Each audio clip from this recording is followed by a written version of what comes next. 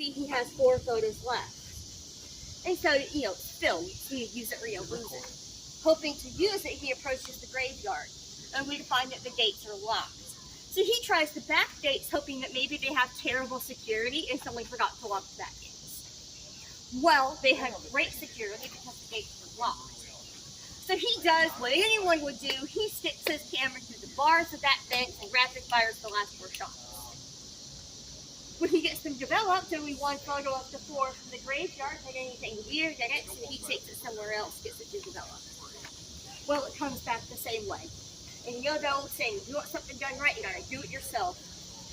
So he develops it himself, and what you know, it comes back the same way.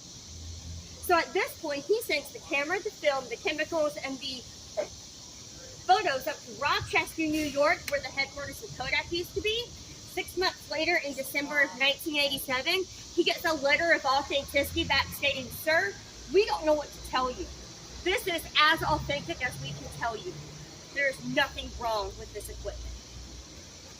It is at that moment that he decides to come back and see who or what he captured. In the back left corner of the graveyard was a grave for a very young woman. Her name was Sue Howard Hardy. She was only 29 years old when she passed away on June 16, 1888. So he does some more digging, and I mean research, not literal digging, that's illegal. And so he stumbles across a record held by the church. You see, 6 days prior to Sue's death, she had given birth. It was her only child that she had, and while it was unusual to have your first child approaching the age of 30 back in 1888, it wasn't unheard of. However, unfortunately, her baby was born asleep. Suffering a stillbirth, Sue was devastated. However, Sue was also diagnosed with something similar to sepsis. So her survival was not possible. So as Sue is on her deathbed, she has this baby, and her last wish is to have her daughter buried in her arms in the back of that graveyard. One problem though, that baby was not an official member of the church because the baby had not been christened or baptized yet. They did not do baptisms of the dead.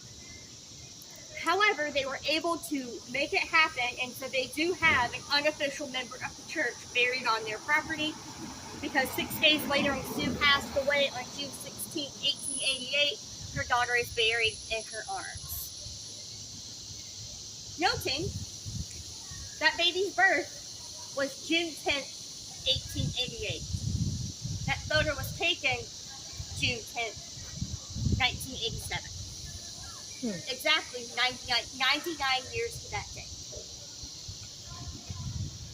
To this day, we do find that right around that June 10th, June 16th mark, we do have increased activity right around that back part of that graveyard, or even up close to the gates at nighttime.